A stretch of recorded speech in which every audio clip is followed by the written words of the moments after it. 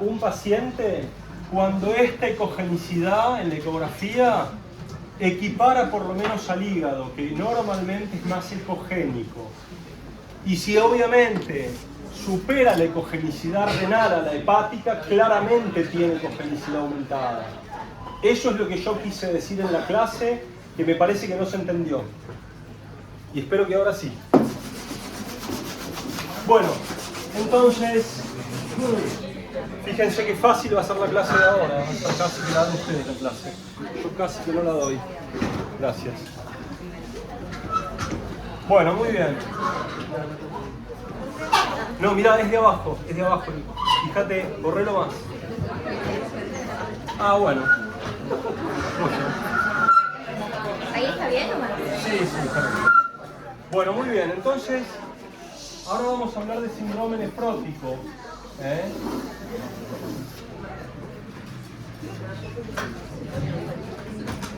El síndrome nefrótico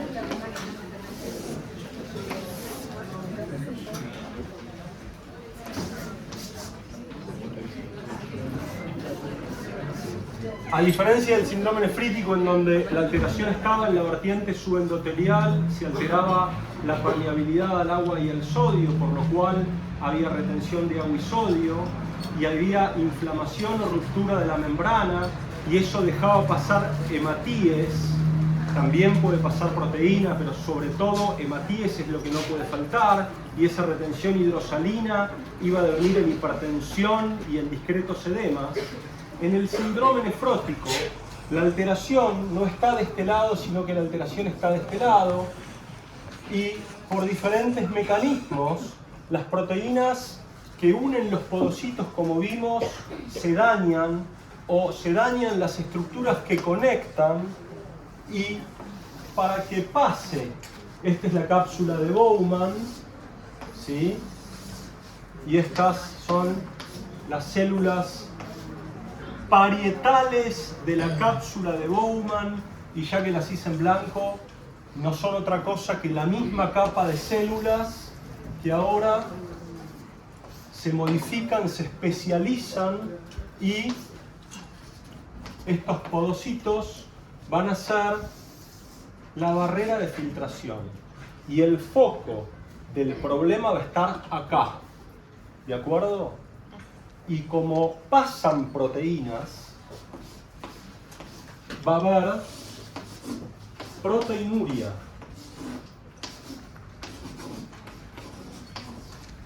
Esto es lo que no le puede faltar, es la puerta de la casa, es por donde yo debo entrar al síndrome nefrótico.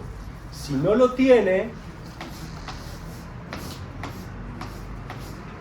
no entro a ese diagnóstico. Lo tiene que tener para poder entrar a ese diagnóstico.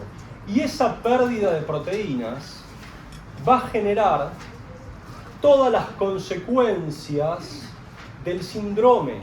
Así como el síndrome nefrítico tenía una disminución del coeficiente de permeabilidad al agua y al sodio, y una inflamación o ruptura que permitía, por un lado, el pasaje de hematíes y por el otro la retención hidrosalina con la hipertensión y los edemas, acá va a haber diferentes patologías, diferentes noxas y diferentes respuestas anatomopatológicas que van a también determinar diferencias en la permeabilidad al agua. Esto es variable, y de esto mucho no vamos a hablar este año, y el año que viene tampoco vamos a hablar mucho de esto. De esto hablan los nefrólogos, y de esto hablan los nefrólogos que hacen glomerulopatías.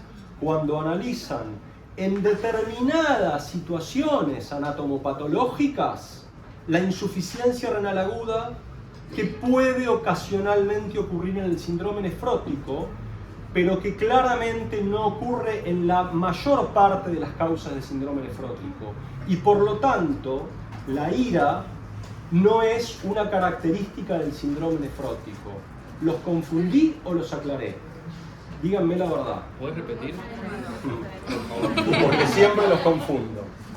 El síndrome nefrótico ocurre por alteraciones en la vertiente subepitelial. Y acá se pueden dañar por hiperflujo, los podocitos que se desprenden, se van y generan...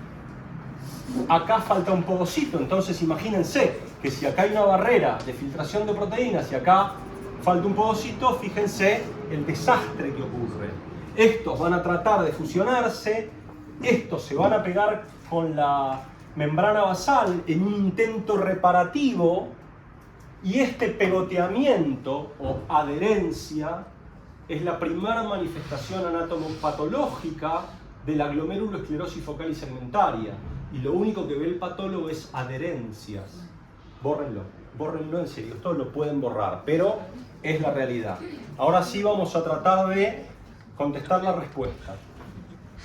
No está descrito en la tapa dura que el síndrome nefrótico tenga ira. El síndrome nefrótico no tiene ira, ¿sí? ¿Ah? Cuando hagan nefrología van a empezar a ver que hay una entidad sola de las 20, 30 entidades que sí tiene ira, pero es esa sola. ¿De acuerdo? Sí. El síndrome nefrótico no tiene ira. El síndrome nefrótico tiene una permeabilidad de las proteínas alteradas, dada por la alteración en los podocitos sobre todo. ¿Se entendió? ¿Sí? Sí, sí. Bien, entonces esa pérdida de proteínas va a generar proteinuria. Y estas proteínas que aparecen acá pueden ser de diferente naturaleza. Pueden ser albúmina, proteínas tubulares, o pueden ser proteínas monoclonales. Y en función de qué proteína sea, yo voy a poder pensar en las causas. Vamos ahora a hablar de lo clásico y vamos a hablar solamente de la albúmina. Entonces, podemos decir que la proteinuria es albúmina, y entonces si yo pierdo mucha albúmina, además de la primera característica y la puerta de entrada que es la proteinuria, ¿qué voy a tener si yo pierdo albúmina? Primero hipoalbuminemia. Primero baja la albúmina. Entonces voy a tener hipoalbuminemia. Entonces lo vamos pensando así, el síndrome. No tratemos de dar el paso al quinto paso porque nos podemos caer desde lo que tiene que ver con el razonamiento de un problema. Entonces, hay una lesión que genera pérdida de proteínas. La más importante hoy es la albúmina, que estamos hablando de síndrome nefrótico en general y no de casos particulares. Y entonces esa albúmina baja en plasma, porque se pierde, acá para que no se confundan, hay mucha albúmina en orina y la albúmina plasmática, ¿sí?, baja. Eso sí había entendido, ¿no? Sí. Entonces la albúmina plasmática está descendida. Si desciende la albúmina plasmática,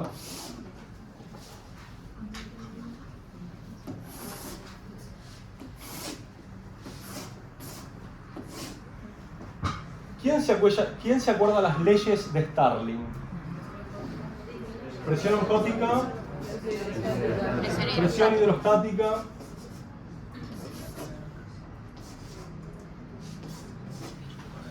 ¿Qué gobierna el pasaje de líquidos?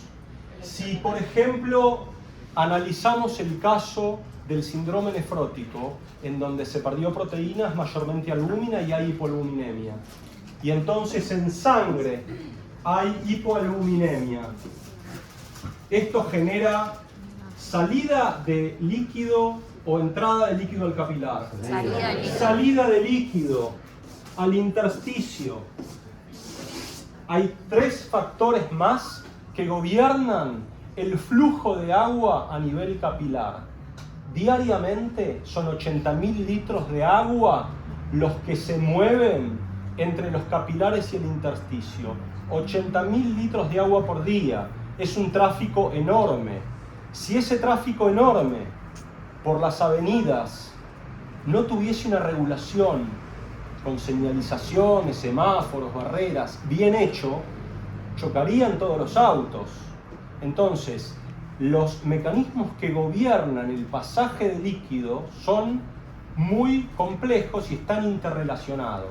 El pasaje de líquidos también está gobernado por la permeabilidad hidráulica, por el coeficiente de ultrafiltración y por el tejido linfático que se lleva siempre el exceso de agua que pueda haber en el intersticio.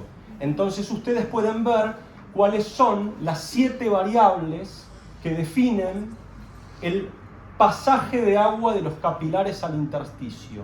Y los edemas son la acumulación de agua en el intersticio. Vamos a seguir analizando este modelo que deviene de la pérdida de proteínas, de la pérdida de albúmina, con mucha albúmina en orina y poca albúmina en plasma. Acá lo que bajó fue esto. ¿Qué le va a pasar al intravascular si yo le saqué la albúmina del intracapilar? Se va a colapsar. Underfill. Va a disminuir. Underfill es el nombre de la teoría, por eso lo meto de esa forma. Entonces, ese colapso vascular, producto de la salida de líquido al intersticio, ¿qué va a generar en el riñón? ¿Qué va a activar? Disminuye el volumen efectivo. ¿Estamos todos de acuerdo que esto activa el sistema renina-angiotensina-aldosterona?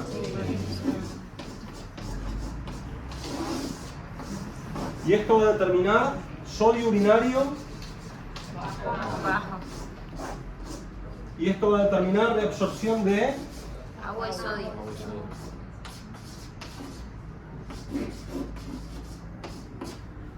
conceptos de hiponatremia. Este paciente puede ser uno de los grupos, una de las causas del grupo de hiponatremia con LEC alto. Sí. Perfecto. Perfecto. Acá están viendo ustedes cómo tenemos, además de la insuficiencia cardíaca, que yo lo puse como ejemplo, pero que ustedes en el libro ya leyeron que hay otros, como la insuficiencia hepática, ahora también podemos ver cómo el síndrome nefrótico, por este mecanismo de recuperación de sodio, y si acá hay volumen arterial efectivo bajo, va a haber ADH,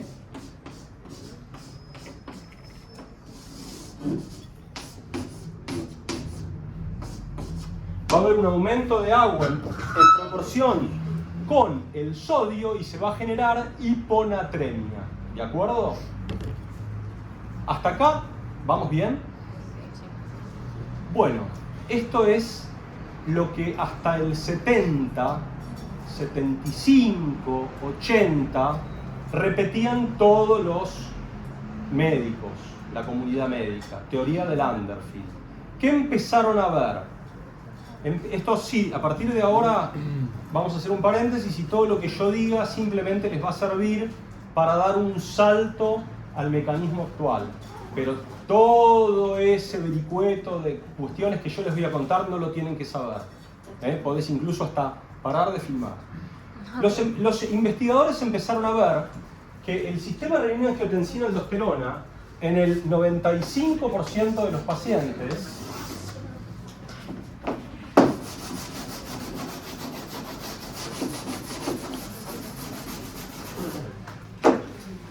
estaba inhibido. Antes de seguir, preguntita de recién. No entendimos bien. Puedo preguntar, lo de la hiponatremia, ¿es porque se va al intersticio? ¿La hiponatremia? No entiendo entonces si estamos absorbiendo sodio y agua porque hay hiponatremia. Paciente que tiene volumen arterial efectivo bajo. ¿Sí? Porque el agua se fue al intersticio, el capilar se contrajo, yo lo hice en este esquema, el intravascular se contrajo por la hipoalbuminemia que generó la pérdida de agua al intersticio, el intravascular se colapsó, hay menos flujo sanguíneo percibido por el riñón, llega menos flujo a la mácula densa, ¿sí? La mácula densa en el túbulo distal, con las células mesangiales extraglomerulares, con las células yuxtaglomerulares, el aparato yuxtaglomerular que generaba la renina, ¿sí? Y entonces se activa el sistema renina-angiotensina-aldosterona. Y como hay depresión de volumen, también la ADH va a aumentar. Vimos en la clase que cualquier manifestación que genere volumen arterial efectivo bajo, que puede ser con LEC alto, cirrosis, nefrótico, de este modelo, o insuficiencia cardíaca, que tienen el LEC alto, pero que tienen el volumen arterial efectivo bajo, estimulan la ADH. Y esos pacientes van a tener propensión a la retención de agua y de sodio. Eso es muy importante, porque esto es el ABC de ahora que tenemos que manejar para entender la hiponatremia. ¿Se entiende? Este modelo es un modelo que llega, todos los caminos conducen a Roma, ¿sí? Que es la activación del sistema renina-angiotensina-aldosterona y la activación de la ADH. ¿Sí? Sí, una pregunta. Vale. Si está activado el sistema renina-angiotensina-aldosterona y hay también reabsorción de sodio, ¿por qué habría hiponatremia? Porque la hipovolemia activa la ADH. Cuando dimos la clase de hiponatremia con digamos, LEC alto, vimos que la ADH se estimulaba por volumen arterial efectivo. Es el mayor estímulo para la liberación de ADH. Entonces no solo opera el sistema renina-angiotensina-aldosterona reabsorbiendo sodio, hay más sodio corporal total, pero hay mucho más agua corporal total, porque bajó el volumen arterial efectivo. No tengo otra manera de explicarlo. No hay otra forma de explicarlo. Baja el volumen de perfusión, se libera ADH. Se libera ADH, se abren las acuaporinas. Se abren las acuaporinas, el riñón tiene una tonicidad medular de 1200. Se va a recuperar todo el agua si hay ADH. Y se va a retener todo el agua que el paciente consuma. Y ese paciente va a tener un aumento de agua corporal total. ¿Sí? Es porque es una concentración. Aumentan el agua, Claro. menos concentración. Se va a diluir. O sea, se va a diluir. No. Tenés agua y sal. El sodio es bajo en orina porque está activo el sistema renina-angiotensina-aldosterona, y la aldosterona actúa en el colector, estimula la bomba de sodio-potasio teteasa, abre canales de reabsorción de sodio y eso genera reabsorción de sodio y sodio urinario bajo. Claro, pero a nivel sanguíneo se hace, diluye el sodio. Porque hay más ganancia de Claro, agua. porque hay más agua. Porque hay más ganancia de agua. Porque el paciente tiene más agua y más sodio, pero tienen relación mucho más agua que sodio, y por eso la concentración de sodio es baja. Esto es clave, ¿eh? Esto volvemos a ya no sé. No, volvemos a la clase de sodio, ¿eh? Si esto no queda claro, muy importante. No, sí. ¿Estamos? ¿Puedo avanzar? Lo que vos habías absorbido antes en el túbulo colector para que la médula se haga más concentrada, ¿esos no influyen? ¿Querés que te dé mi ejemplo?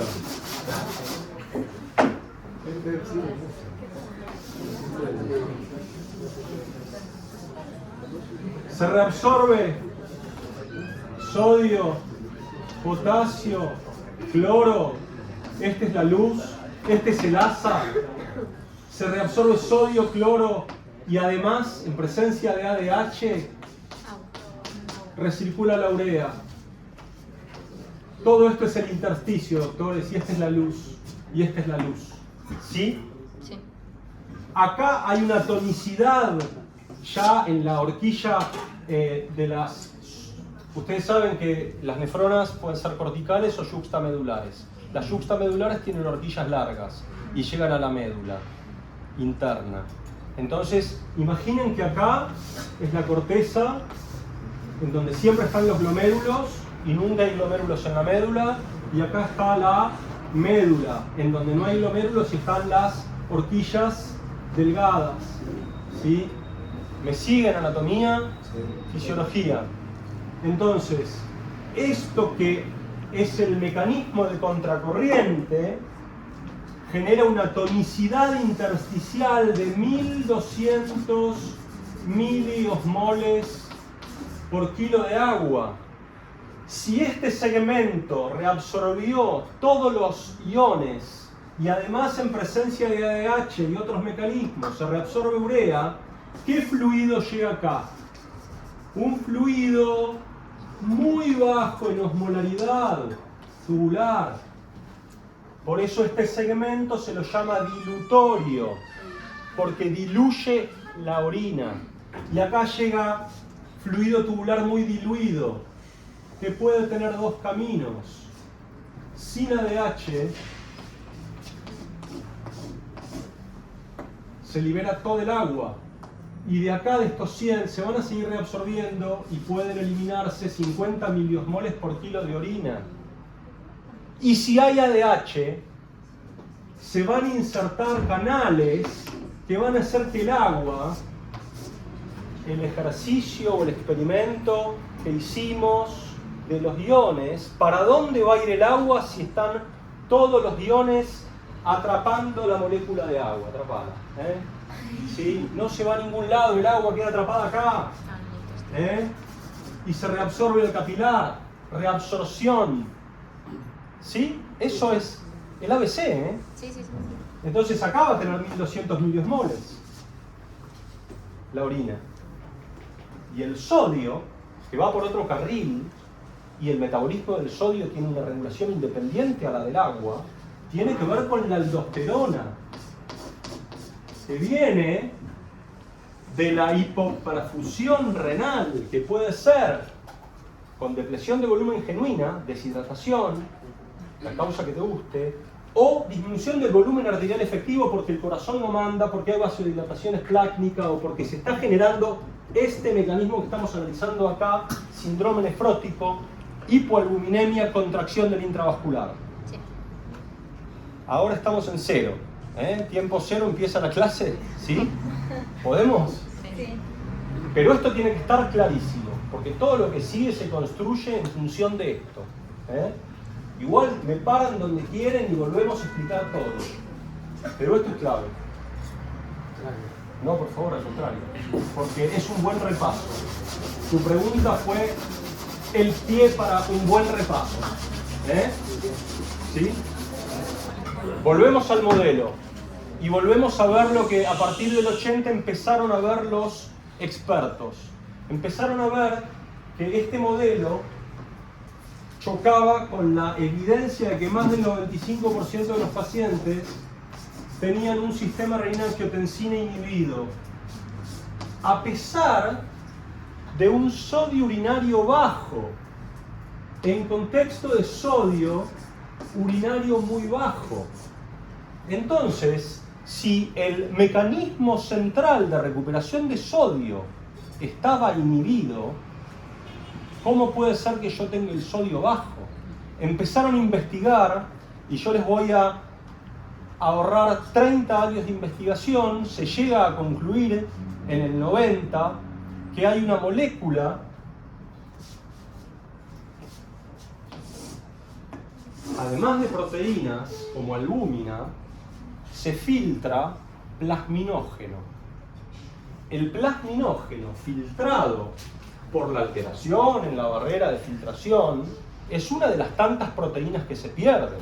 Se va a perder plasminógeno, se van a perder proteínas de la coagulación, se van a perder inmunoglobulinas, se va a perder complemento, se van a perder proteínas transportadoras de sustancias, ¿sí? Es decir, que va a haber una constelación de trastornos metabólicos, trombóticos, infectológicos, por toda la pérdida de las diferentes proteínas. Analizamos que la pérdida de albúmina generaba hipoalbuminemia y posiblemente este mecanismo. Pero luego, todos los estudios que contrastaron con lo más importante y muchos otros más, definieron que había una molécula que era el plasminógeno.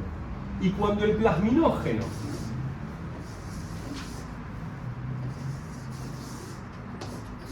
filtrado llegaba al túbulo colector por quinasas, no importa cuáles, se activa el plasminógeno a plasmina. Entonces, de plasminógeno, por estas quinasas, o quinasa type, se genera plasmina. Y esta es la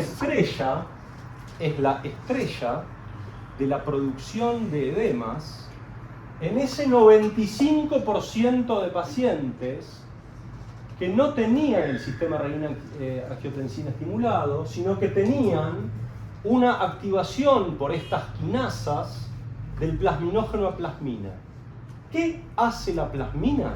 ¿Qué se les ocurre que hace en el túbulo colector la plasmina? Yo les hago el esquema que ustedes necesitan para pensarlo. El túbulo colector, la célula principal, y la ATPasa. ¿Cuál es la acción de la plasmina? Por una viroma.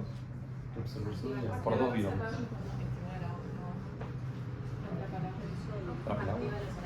Activa los ENaC. ¿Quién lo dijo? Excelente. Activa el ENaC. Y este es el gran descubrimiento del síndrome nefrótico que hoy está vigente. Vamos a tratar de analizar ahora, ¿tu nombre? Micaela. Vamos a tratar de analizar entonces cómo va a estar este modelo, esta estructura vascular que pensábamos que era así en este paciente. Micaela, decime, vení Micaela. Vení. Ustedes no quieren participar, se la pierden. Se la pierden ustedes. Pero si acá es para jugar y equivocarse, ¿por qué no van a ganar? Bueno, Micaela, ¿te animás a dibujar qué va a pasar?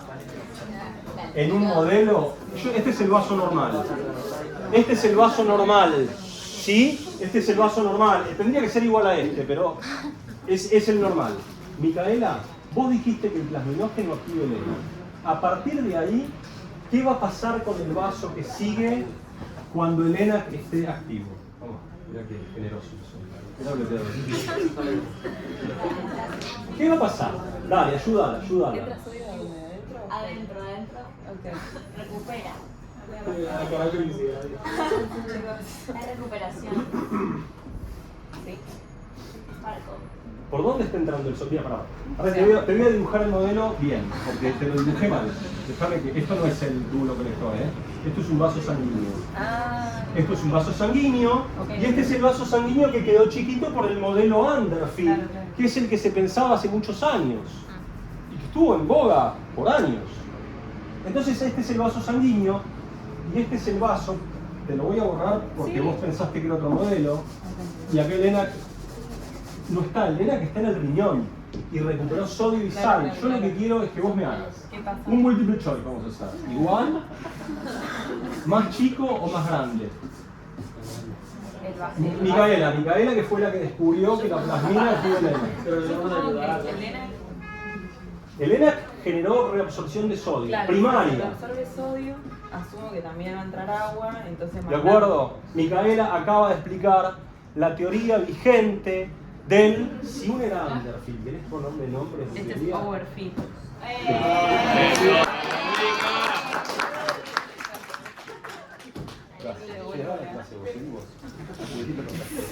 Bueno, excelente. Teoría actual. Underfield en muy poquitos pacientes, Overfield, hay edema, pero ahora ¿qué mecanismo gobierna esta distensión? ¿Qué aumentó? Aumentó el volumen, el paciente tiene más volumen intravascular. Entonces, En lo que es para todos. lo que es Underfield, ¿también es por disminución de la presión oncótica o también es por la retención de hidrosalina por el sistema renina-angiotensina aldosterona? Excelente la pregunta. En uno hay retención hidrosalina, pero es secundaria. secundaria a una alteración hemodinámica devenida de la hipoalbuminemia que genera salida de líquido del intravascular, y las leyes de Starling operan, y eso no es mentira, eso es verdad. Y ocurre en el 5% de los pacientes con síndrome nefrótico, y es casi exclusivamente en el que tiene enfermedad de cambios mínimos. Es decir, que en los chicos el cambios mínimos es mucho más frecuente, en los ancianos el cambios mínimos es mucho más frecuente. Por lo general, el mecanismo de Underfield en el síndrome nefrótico está presente en general en los ancianos con cambios mínimos. Fuera de esta entidad, todo el resto de las entidades nefróticas suelen tener overfill o sobrehidratación intravascular. ¿Por qué es muy importante para el año que viene? Pregunta de examen, pero del año que viene, no de este año. ¿Por qué es tan importante poder entender que yo veo a un paciente nefrótico, lo veo con edemas? Clínicamente yo no me puedo dar cuenta qué mecanismo tiene, no es fácil. Puedo tener algunas diferencias porque los dos tienen edemas, porque dijimos que si bien tiene el intravascular bajo, reabsorbe agua y sal y va a tener edemas, y tiene una reabsorción primaria por la plasmina y va a generar distensión intravascular y va a generar también edemas, porque también aumenta la presión hidrostática. No terminamos de hacer el modelo, Micaela, pero bueno, está bien, tampoco puedo abusar de vos. Entonces acá hay un aumento de la presión hidrostática, ¿sí? Está clarísimo, ¿no? Que acá hay un aumento de la presión hidrostática, acá era normal, y entonces esto va a generar salida de líquido. Los mecanismos de Starling siguen operando, pero ahora son otros. Ahora ya no es la hipoalbuminemia, sino que es el aumento de la presión hidrostática que está gobernando la salida de líquido y el edema. Sí, Aus. Entonces, en este modelo, ¿la ADH va a estar inhibida? Excelente pregunta. ¿Quién la responde? ¿Te la podés responder? Yo creo que sí. Perfecto. Perfecto. Excelente. Excelente. Vamos a hacer una diapo, vamos a hacer. 2009, investigadores que son líderes en este mecanismo le dieron a ratas puromicina y les generaron un síndrome nefrótico puromicina inducido, ¿sí? Y entonces vieron que en el día 1 y en el día 2, 1 y 2, iba a poner 0, en el día 1 y el día 2 aumentaba un poco la renina, el sistema renina, aumentaba un poco la ADH, y a partir del día 2, acorde, comenzaba la proteinuria, aumentaba la plasmina urinaria, se inhibía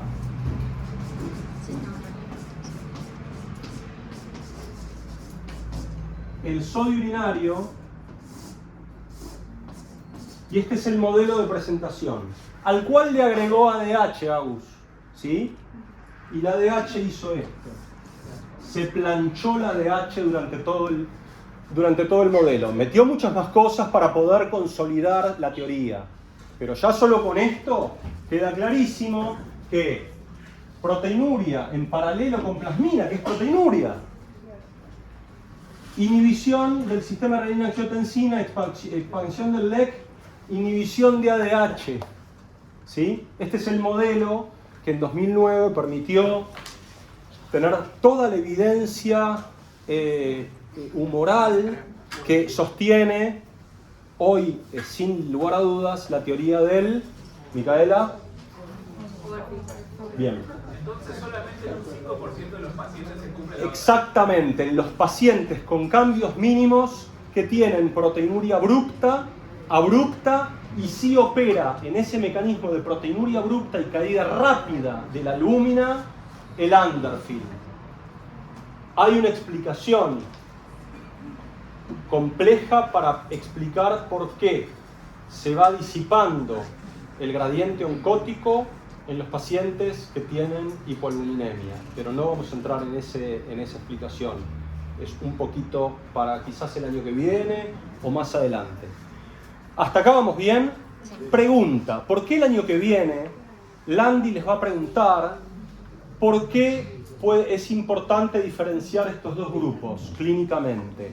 El tratamiento es totalmente distinto. Si yo a un paciente con Underfield le doy antiproteinúricos, es decir, le inhibo el RAS, el sistema renina-angiotensina-aldosterona, que es la primera línea terapéutica antiproteinúrica, y le doy un diurético para tratar el edema, ¿qué le va a pasar a este paciente con Underfield? ¿Va a mejorar o va a empeorar? Se va a ir al tacho porque va a generar una ira grave. ¿Por qué? Porque está deplesionado el intravascular, le doy un diurético y le inhibo el sistema renina-angiotensina-aldosterona, que ustedes saben muy bien que es un mecanismo que con el interjuego de la vasoconstricción y vasodilatación aferente-ferente mantienen un filtrado, una fracción de filtración constante, es homeostático ese sistema renina-angiotensina-aldosterona, que permite sostener en una situación de hipovolemia el filtrado glomerular. Si yo le corto ese mecanismo, el filtrado cae por hipovolemia y este paciente está hipovolémico. Con lo cual, en estos pacientes, el diurético y o los antiproteinúricos, con inhibición del RAS, generan ira grave. Entonces tengo que evitarlo. ¿De qué forma yo me doy cuenta si un paciente tiene uno u otro? Bueno, los dos van a tener edemas, es un desafío. En general, es una única situación en donde el edema claramente puede ir con intravasculares totalmente antagónicos, ¿sí? Estos dos pacientes están en las antípodas en cuanto al intravascular, ¿sí? Bueno, ya se me fue el modelo, dibujé la diapo. Entonces, bueno, vamos a continuar con la clase que nos toca. Mecanismo de formación de edema. El edema, ¿cuál es el mecanismo de la formación del edema? ¿Cuál es el mecanismo por el que se pierde el plasminógeno? Proteinuria. ¡Trac! Proteinuria. Se pierden todas las proteínas. Ahora vamos a empezar a ver qué otras proteínas se pierden y generan consecuencias en el síndrome nefrótico, ¿sí? Vimos la albúmina y vimos el plasminógeno, que ambas participan en mayor o menor medida en la generación de edemas. Muy bien, entonces, agregado a la generación de edemas, en el síndrome nefrótico, entonces tenemos este pizarrón, la verdad que no ayuda, Tenemos proteinuria, tenemos hipoalbuminemia y vimos edemas. Ahora vamos a ver otras alteraciones que pueden devenir del síndrome nefrótico. En el síndrome nefrótico, esto es más complejo, es más difícil la enfermedad.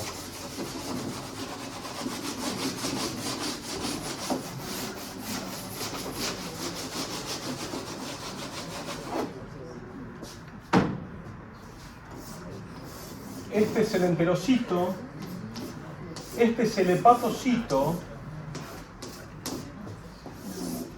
este es el intravascular, y estos son los tejidos target. Ahora vamos a dibujar así: el músculo y el adipocito. ¿Entienden el mapa? Este es el mapa conceptual básico del camino lipídico.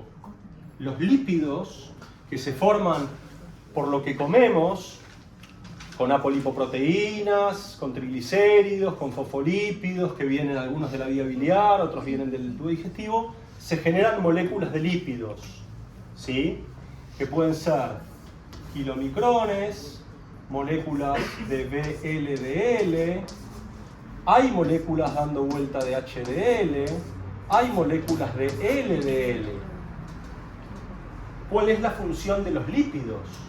La función de los lípidos es llevar energía a los órganos target.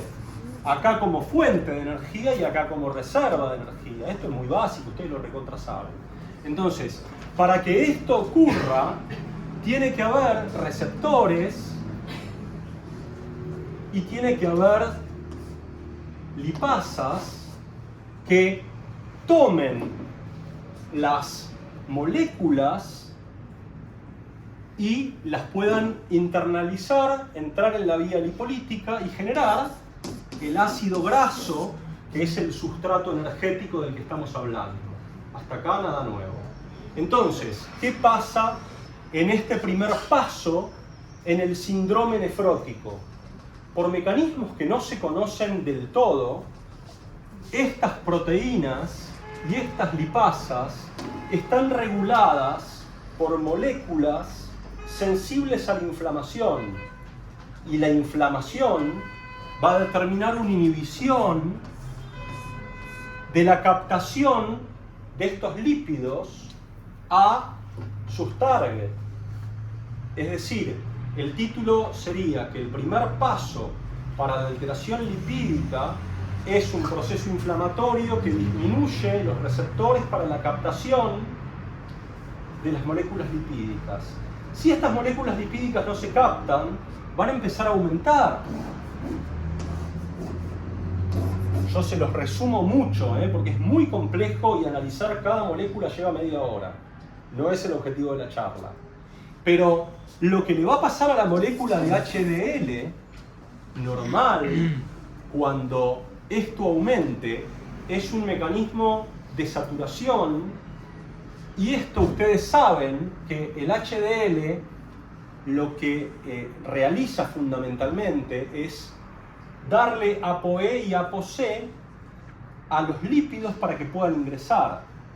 Esta molécula de HDL falla en esa cesión de apolipoproteínas, con lo cual hace más difícil la entrada todavía de los lípidos a los targets.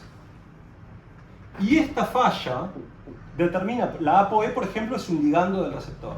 Entonces ya si la HDL no se lo cede, el lípido no va a poder entrar a los targets, por ejemplo. Y ahí tenemos otra alteración. Además de que esto se altera, aumentan las moléculas de lipoproteínas, la HDL se hace defectuosa porque no puede descargar y no puede recircular la apolipoproteína. Hay una disminución también de la entrada del HDL. La HDL tiene muchísimas funciones, pero en esto tiene una función central, que es el transporte reverso del colesterol. Ustedes saben que las moléculas de HDL agarran toda la basura lipídica, toda la basura heterogénica, la cargan y la descargan en el hepatocito, que la va a metabolizar por la lipasa hepática, y esa lipasa hepática la va a ir transformando en metabolitos que puedan eliminarse, sobre todo en la bilis, ¿de acuerdo? Y eso va y sigue su curso, ¿sí? Fisiología básica, esto ustedes lo tienen claro. Entonces, esta HDL, que se hace defectuosa, pierde sus propiedades protectivas, y para que ustedes recuerden las propiedades protectivas del HDL, recuerden, cuando hay disfunción endotelial, ¿qué tenemos? Cuando falla el endotelio, la típica inflamación, trombosis, adhesión, aumento de permeabilidad, activación de la coagulación, activación del sistema inflamatorio inmune, ¿sí? Todas las propiedades de falla endotelial las protege la molécula del HDL. Es antiinflamatoria, antiproliferativa, antitrombótica. ¿Y por qué hago centro en la molécula de HDL? Porque la molécula de HDL es una de las moléculas que más impacto va a tener en el sistema cardiovascular del paciente con síndrome nefrótico. Los pacientes con síndrome nefrótico se mueren 5 veces más por eventos cardiovasculares que la población general. Déjame terminar. y ya te doy la palabra. Y esta molécula de HDL, junto con lo que les voy a explicar de la LDL, en breve, son los responsables de esta ateromatosis, inflamación, estado protrombótico, entre otros factores que se van a ir agregando. ¿De acuerdo? ¿Hasta acá vamos bien? Aus. Sí, yo quería saber si esta inhibición de los receptores de lípidos y de las enzimas que se metabolizan ocurre solo en el síndrome nefrótico o es algo característico de los Síndrome nefrótico. Síndrome nefrótico. Yo voy a hablar del síndrome nefrótico. Después, si hay otras entidades en donde la vía lipídica está alterada, yo lo desconozco porque yo les puedo hablar desde la nefrología y les puedo hablar de la vía lipídica en el síndrome nefrótico. No puedo hablar de la vía lipídica de pronto en la enfermedad inflamatoria intestinal. Claro, pero es algo que se da por inflamación. Por eso, no se conocen exactamente todas las causas por las cuales ocurre esto, pero sí se sabe que la inflamación gobierna la entrada de los lípidos a sus targets para ser metabolizados y que entren en la vía lipolítica y que eso devenga en el sustrato energético saludable, cuál es el ácido graso. Bien, entonces, luego esto determina que las LDL, que normalmente, perdón, es al revés, que las LDL que se forman por una esterificación, ¿sí? Con una molécula que esterifica a partir del HDL, esterifique el LDL, aumente. La esterificación del LDL aumenta. Por lo tanto, el aumento de LDL es el marcador más claro del perfil lipídico. Cuando yo le pido el laboratorio al paciente para ver qué impacto lipídico tiene mi paciente con síndrome nefrótico, el dato que va a estar más elevado, pero no más patológico, porque el HDL es súper patológica y va a ser normal, pero va a estar totalmente aberrante en su molécula, en sus funciones, en su capacidad de entrar al hepatocito, ¿sí? Entonces, hasta acá podríamos decir que se producen las alteraciones lipídicas características que probablemente sean efectos inflamatorios, ¿sí? Es lo que se piensa.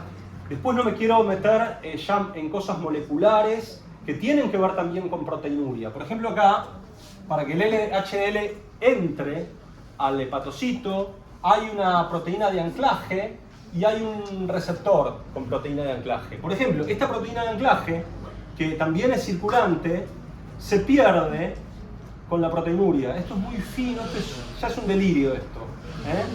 ¿Estamos? ¿Cuál es el HDL? No, se pierde en orina esta proteína de anclaje, pero si se pierde la proteína de anclaje que fija el receptor del HDL, el HDL va a entrar menos y va a poder actuar de manera patológica porque también se altera en la captación hepatocitaria del HDL. Pero si entra menos, no sé por qué aumenta el LDL. Si entra... Aumenta el LDL porque de la que entra aumenta la esterificación, porque aumenta las siglas no me las acuerdo, aumenta la molécula que esterifique el LDL. ¿Sí? Bueno, entonces vimos la proteinuria, vimos la hipoalbuminemia, vimos los edemas y vimos la dislipidemia. Y ahora podríamos decir que como hay aumento de lípidos y hay un aumento de LDL, en orina puede aparecer la lipiduria. Y entonces tenemos 1, 2, 3, 4, 5, la péntada diagnóstica del síndrome nefrótico. ¿Qué es más importante? Sí, preguntas, porque vamos a pasar ahora sí. Vos se habías levantado la mano. Si yo por la proteinuria pierdo esa proteína de anclaje, ¿por qué yo no pierdo proteínas inflamatorias? O sea, ¿cuál es el mecanismo? Porque si pierdo proteínas, también pierdo proteínas inflamatorias. ¿Y cómo se lleva a cabo todo esto? Mirá, hay una palabra que atraviesa el síndrome nefrótico y yo creo que es el centro de estudio de la gente que estudia hoy, que es la inflamación. No se sabe muy bien por qué el paciente con síndrome nefrótico tiene reactantes de fase aguda no se sabe muy bien por qué y qué gatilla la inflamación, ¿sí? Yo tampoco estoy capacitado para hablar de inflamación y síndrome nefrótico porque son todos mecanismos que todavía no han tenido nada concluyente, no hay ninguno que predomine sobre otro, son muchas propuestas. Tampoco es el motivo de la clase adentrarnos en eso, ni mucho menos. Yo hay cosas que las digo para poner ejemplos, para que ustedes empiecen a abrir un poco más la cabeza hacia la magnitud que puede tener el síndrome, pero de ningún modo yo voy a pretender que ustedes recuerden hoy que la proteína de anclaje para el receptor del HDL se pierde en orina. ¿Sí? No creo que ni esté en el Harrison. Entonces, hay cosas que digo que simplemente son para condimentar, no sé, ¿me entendés? Pero eso lo tenés que sacar, ¿eh? Y por eso yo lo aclaro, eso no es importante. Entonces, lo importante es lo que venimos desarrollando hasta acá y la lipiduria. Y una vez que configuramos nosotros, construimos el síndrome nefrótico, ¿en qué tenemos que pensar? A ver, ¿dónde está el que pensaba conmigo las complicaciones del nefrítico? ¿Quién pensaba conmigo las complicaciones del nefrítico que dijo se puede morir? Bueno, el que quiera. No importa, no importa, no está, no importa. No.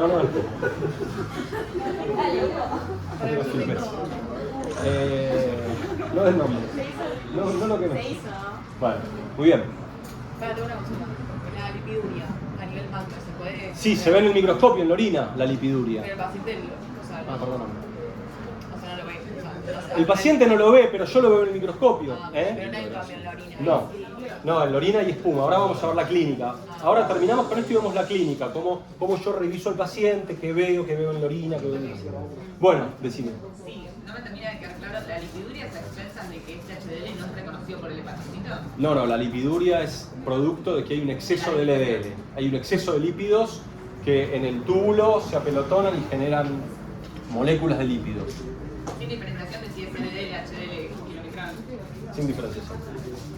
Bueno, dijimos que el síndrome nefrítico es una ira y como tal nos preocupa que el paciente se muera, porque los pacientes con ira se mueren. Por supuesto que se van a morir por la causa y la ira representa muy bien la gravedad además, ¿sí? Y las complicaciones y la necesidad de diálisis y eso genera mortalidad. Y dijimos que el síndrome nefrítico como tal, como ira como tal, determinaba el riesgo de perder la función renal. Y eso tiene que ver con que son enfermedades inflamatorias, autoinmunes, que generan un daño muy agudo. Y en general, en la anatomía patológica, las células proliferan, se necrosan, ¿de acuerdo? Y ocurre todo lo que vimos en el síndrome nefrítico. En el síndrome nefrótico, en general, no hay riesgo de vida por el síndrome y por lo que está pasando como impacto a nivel de laboratorio, ¿sí? Pero hay 2 o 3 complicaciones que son muy importantes tener en cuenta, ¿sí? Las vamos a analizar. Pregunta de examen. ¿Cuáles son las complicaciones del síndrome nefrótico? Insuficiencia cardíaca descentralizada.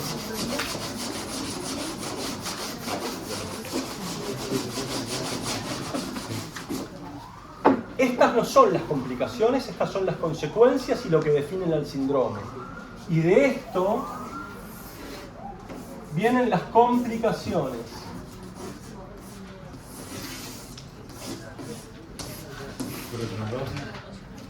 Vamos a empezar con la que más miedo nos da a todos, que es la trombosis.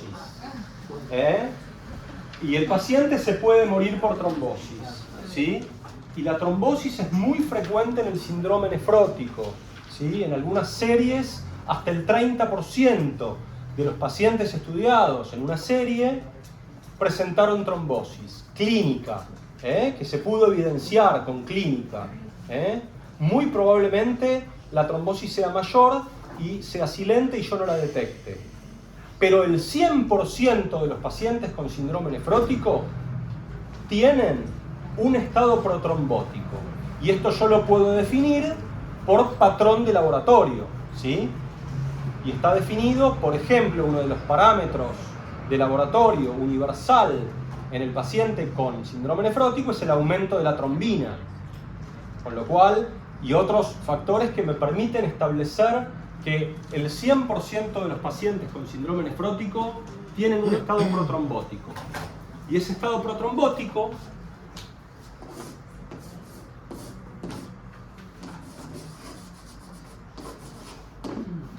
está determinado tanto por la pérdida de proteínas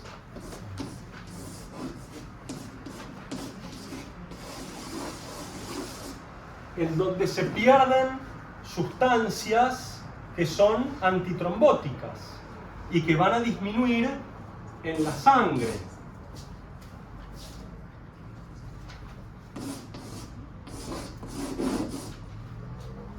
Entonces, si yo pierdo antitrombina 3, pierdo proteína S, proteína C,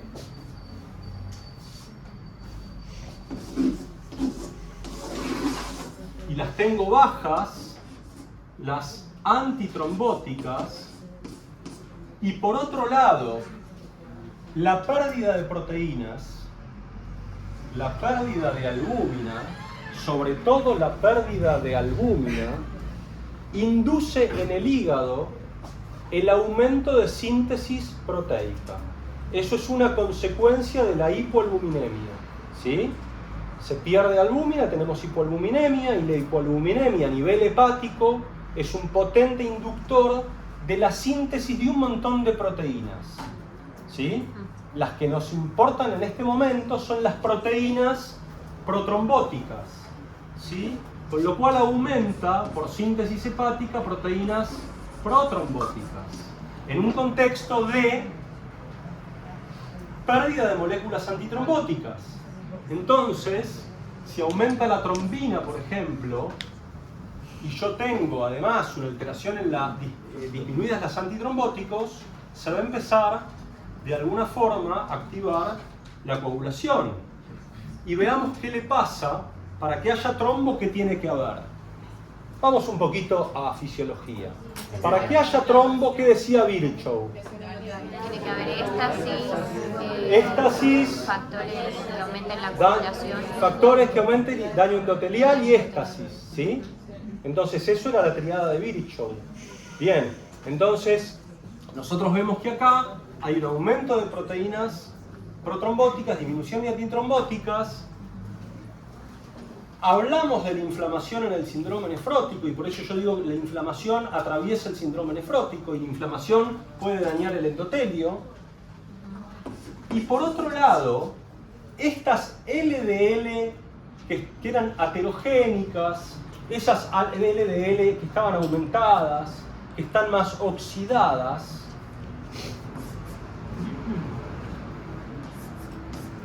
esta LDL patológica es un fuerte inductor y estimula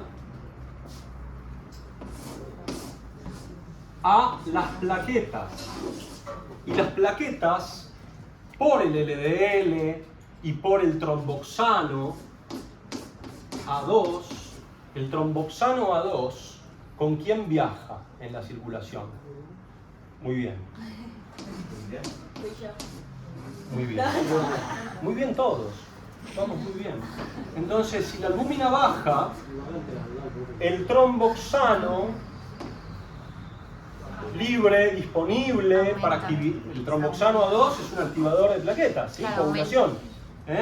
Aumenta el tromboxano A2, el LDL estimula las plaquetas. Y fíjense cómo entonces en el síndrome nefrótico se da la situación protrombótica. ¿De acuerdo? Sí. No, la pregunta ahora es ¿por qué se pierden las antitrombóticas y no las protrombóticas? ¿Por qué no podrías, Julieta? ¿Quién le responde a Julieta por qué se pierden antitrombina 3, proteína S y proteína C? Claro, pero ¿por qué no es al revés? Porque ellas están circulando y el problema con las trombóticas es que están siendo estimuladas en el hígado por la hipoalbuminemia. ¿Qué estamos viendo en este momento? Síndrome nefrótico. Sí. ¿Qué es lo primero que tienen que pensar? cuando yo les digo síndrome nefrótico, el dibujo, la ruptura de la membrana, esos podocitos que vaya a saber por cuántos mecanismos se dañan, se pierden proteínas, cuántas, un montón, albúmina, plasmina, proteínas de anclaje, proteína S, proteína C, antitrombina, se pierden. Pero se pierden porque son... Se pierden. Porque hay proteinuria, porque hay daño en la barrera de filtración. ¿Por qué no se pierden las otras? ¿Qué otro? Las ¿Por qué no se protopláticas. pierden las proteínas? Porque se sintetizan en cantidad. Por una cuestión inflamatoria se están sintetizando en cantidad. Se pierden todas. Sí. Y también se pierde plasminógeno.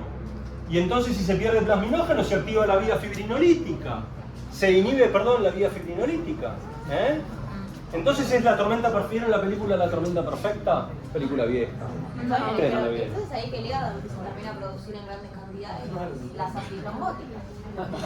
Está todo mal acá. Estamos poniéndonos bizarros ya. Bueno, doctores, entonces, protrombosis, ¿queda claro? Todos los mecanismos que operan. ¿Cuál es el subrogante? Es decir, ¿cuál es el marcador de laboratorio que creen ustedes que mejor representa el estado antitrombótico?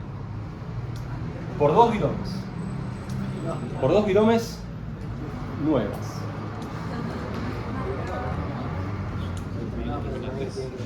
La albúmina, perfecto, excelente. La hipoalbuminemia. Y es lógico, si yo lo que estoy viendo es alteraciones múltiples por pérdida de proteínas, el subrogante, el marcador que va a representar mejor la profundidad de esos trastornos es la magnitud de la hipoalbuminemia. Entonces el año que viene, cuando analicemos a quién anticoagular y a quién no anticoagular, preventivamente, claramente si un paciente tiene una trombosis venosa y un TEP, lo voy a anticoagular.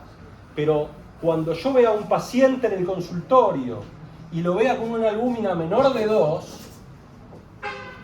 a mí me va a dar miedo de que mi paciente haga una trombosis y probablemente a ese paciente yo lo tenga que anticoagular. Y digo probablemente porque la decisión de anticoagular va a tener que ver por un lado con el riesgo de trombosis y por otro lado con el riesgo de ¿qué? Excelente. Y entonces ahí hay scores, hay calculadoras computacionales que nos permiten meter todos los datos y que eso nos determine si la anticoagulación conviene o no conviene. Y de eso vamos a hablar el año que viene. Bien, entonces la albúmina es el parámetro que representa la profundidad de todas las alteraciones metabólicas que devienen en parte de la pérdida de proteínas. El año que viene vamos a hablar de la hipoalbuminemia y por qué se produce hipoalbuminemia realmente en el síndrome nefrótico. Este año, porque la perdemos por orina. El año que viene vamos a discutir y vamos a poner en duda ese mecanismo. Y vamos a agregar otros dos que parecen ser más importantes. Bien, entonces, trombosis. ¿Qué otras complicaciones devienen de la pérdida? Y no lo puedo evitar. Se pierden. ¿Qué otras cosas se pierden? Inmunoglobulinas y complemento.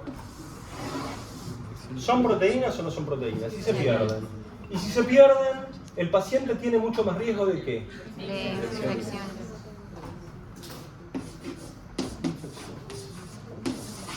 De estas dos, no se pueden olvidar.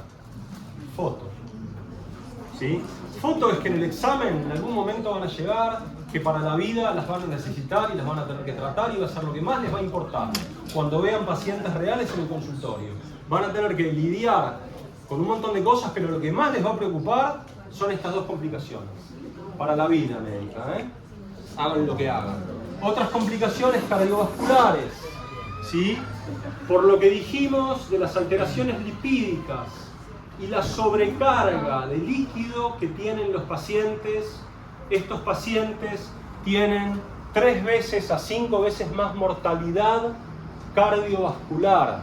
Y cuando se hace una comparativa de eventos vasculares, los eventos vasculares mayores se duplican versus comparados a los pacientes con IRC. Ustedes saben que la IRC es un factor de riesgo cardiovascular tan importante como el tabaco, la hipertensión, la diabetes, la obesidad, el síndrome metabólico, etc.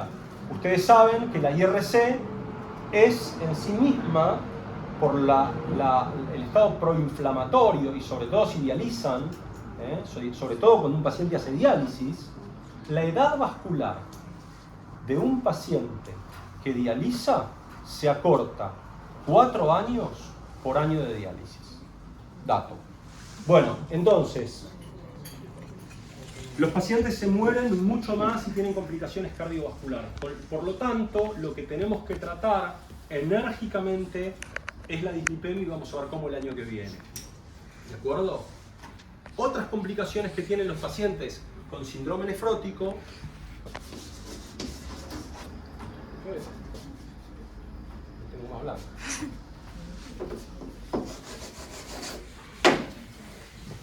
La ira. ¿Y por qué tienen que prestar atención ahora? Porque no se tienen que confundir. ¿Con qué? ¿La ira es parte del síndrome nefrótico? No. ¿Y qué pacientes se complican con ira? Underfield. Más frecuencia, Underfield y ancianos. Hay 3 fenotipos de ira en la anatomía patológica. No vamos a hablar de eso, ni el año que viene. No. Pero la ira es una complicación del subgrupo de pacientes Underfield. Y fíjense ahora qué importante fue quedarnos un buen rato en la charla que estamos teniendo en ese subgrupo de pacientes. Yo tengo que tener cuidado con ese subgrupo de pacientes. Bien, ahora veamos un poco la presentación clínica. ¿Cómo llega un paciente clínicamente y semiológicamente al consultorio o a la guardia?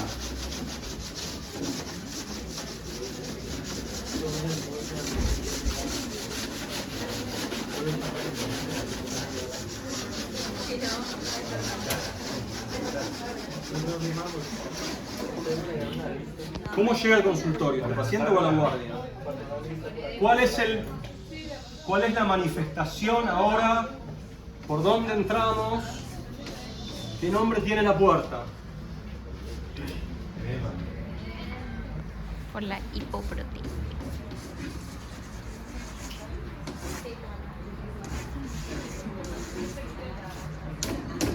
El 100% de los pacientes con síndrome nefrótico consultan por edemas, ¿sí?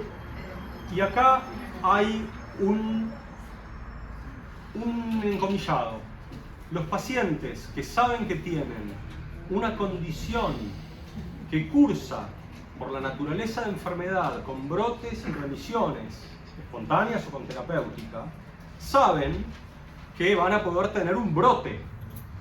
Esos pacientes que vienen al consultorio son alertados a que anticipen el edema y nos cuenten con ese monitoreo que tienen que hacer que pueden estar haciendo una recaída. Y eso ocurre antes del edema. ¿Qué puede ocurrir antes del edema?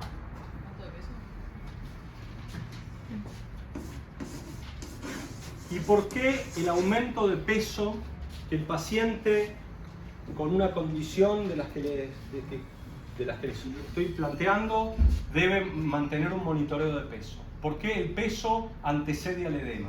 Porque hasta 5 litros es para que aparezca el edema, ¿no? Para que aparezca el edema, ¿qué porcentaje de agua y sodio tiene que haber para que yo pueda, a través de la maniobra semiológica que es presionar la tibia y dejar fovea, o presionar los flancos o ver el edema facial, el edema palpebral, el edema en el síndrome nefrótico predomina en áreas de presión hidrostática aumentada o tejidos laxos con poca elastina, los párpados. Entonces, ¿qué porcentaje de agua corporal total debo tener para generar edema clínicamente ostensible? 10%. Más o menos un 10%, entre un 5 y un 10%. Pero fíjense que en una persona de 70 kilos, si monitorea su peso y ve que tiene espuma en la orina, que es muy inespecífica, porque pacientes que tienen espuma no tienen nefrótico, con lo cual es inespecífico, pero sí que aumenta en 2 días a 72 kilos y no ve que tiene edemas, debe consultar. Entonces, la consulta es el edema y en los pacientes que están en seguimiento por consultorio de especialidad es el peso y a veces la presión arterial, a veces no. Bien, ¿qué otras manifestaciones clínicas va a presentar el paciente? Perfecto. Puede haber alteraciones lipídicas, síntomas ante el asma y en periodos de hipoluminemia la hipocoloración en banda de las uñas. Semiológicamente, si yo presiono y dejo fóvea, esa fóvea que yo estoy dejando, bueno, lo rompí. Esta fóvea que yo dejo, cuando yo suelto va a empezar a desaparecer y el tiempo de desaparición se llama time fingerprint. Un time fingerprint de más de 1 minuto es propio del síndrome nefrótico. Un time fingerprint menor de 40 segundos es más sugestivo del edema por hipertensión,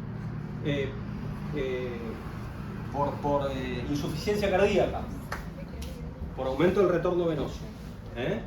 Son manifestaciones semiológicas del edema, ¿sí?